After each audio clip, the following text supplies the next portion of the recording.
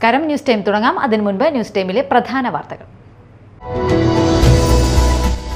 ദേശീയപാത കൊടകരയിൽ നിയന്ത്രണം വിട്ട KSRTC സൂപ്പർഫാസ്റ്റ് റോഡും സർവീസ് റോഡും കടന്ന് സമീപത്തെ പറമ്പിലേക്ക് ഇടിച്ചു കയറി. വ്യാഴാഴ്ച പുലർച്ചെയായിരുന്നു സംഭവം. മതിലകം കൂളിമുട്ടത്ത് വീടിന്റെ അടുക്കളയിൽ നിന്ന് പുല്ലാനി മൂർഖനെ പിടികൂടി. കൂളിമുട്ടം എമ്മാട് കാട്ടുപറമ്പിൽ സിദ്ദിഖിന്റെ വീടിനകത്ത് നിന്നാണ് മൂർഖൻ പാമ്പിനെ പിടിച്ചത്.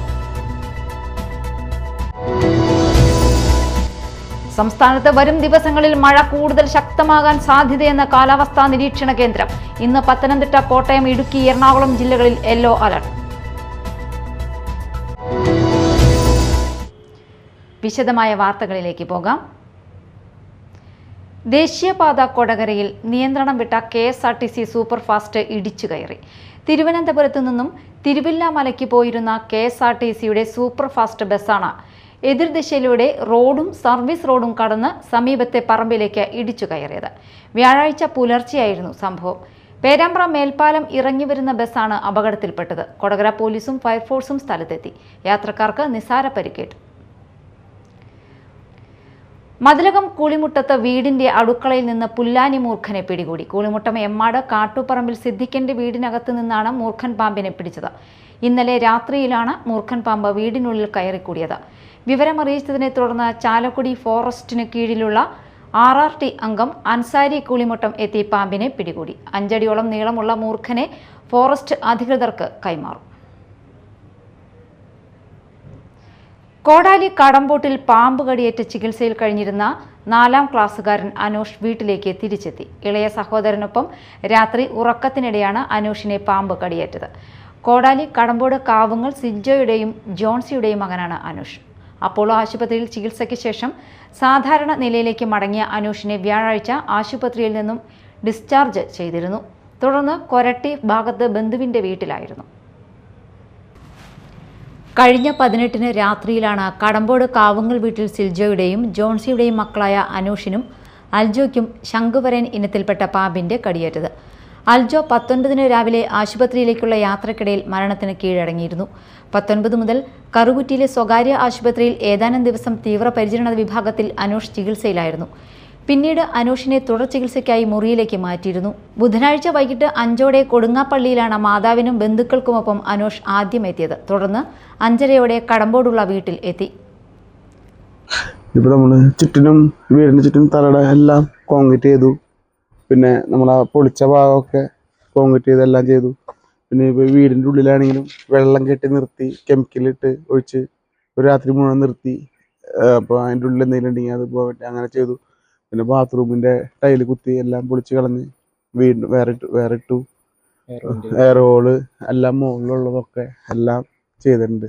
നമ്മളെക്കൊണ്ട് പറ്റാവുന്നതെല്ലാം നമ്മൾ കണ്ടതൊക്കെ നമ്മൾ ചെയ്തിട്ടുണ്ട്. എല്ലാ കാര്യങ്ങളും ചെയ്തിട്ടുണ്ട്. Media time, Kodakara.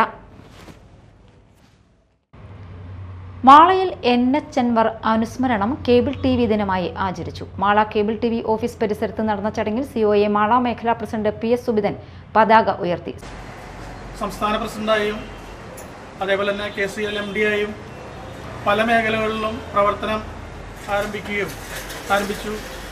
നമ്മളെ ഒരു വലിയൊരു ചെറുകിട കേബിൾ TV ഓപ്പറേറ്റർ അസോസിയേഷൻ അല്ലെങ്കിൽ കേബിൾ TV കൂട്ടായ്മയായി ഏകദേശം ഒരു 5000 ഓപ്പറേറ്റർമാരും അതിൻ്റെ കൂടെ പ്രവർത്തിക്കുന്ന ഏകദേശം ഒരു 50,000 ടെക്നീഷ്യന്മാരായിട്ടും അല്ലെങ്കിൽ സഹപ്രവർത്തകരായിട്ടും നമ്മുടെ ഈ കൊച്ചു കേരളത്തിൽ വലിയൊരു ചെറുകിട വ്യവസായമായിട്ടാണ് കേബിൾ TV വ്യവസായം ഇന്ന് മുന്നോട്ടേക്ക് പോയിക്കൊണ്ടിരിക്കുന്നത്.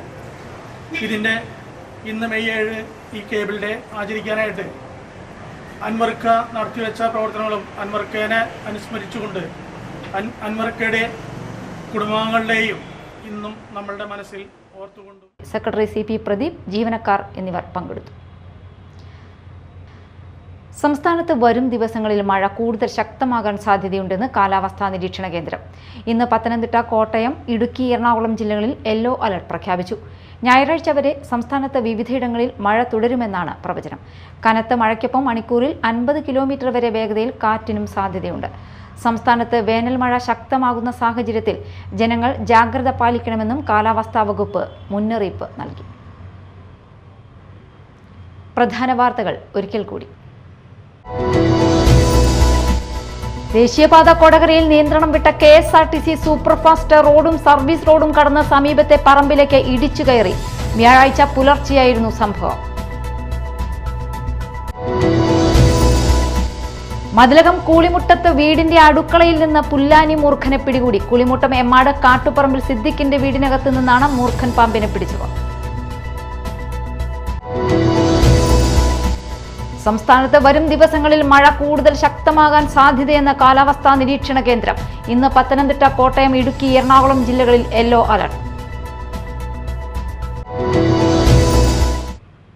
ന്യൂസ് ടൈം സമാപിച്ചു. നമസ്കാരം.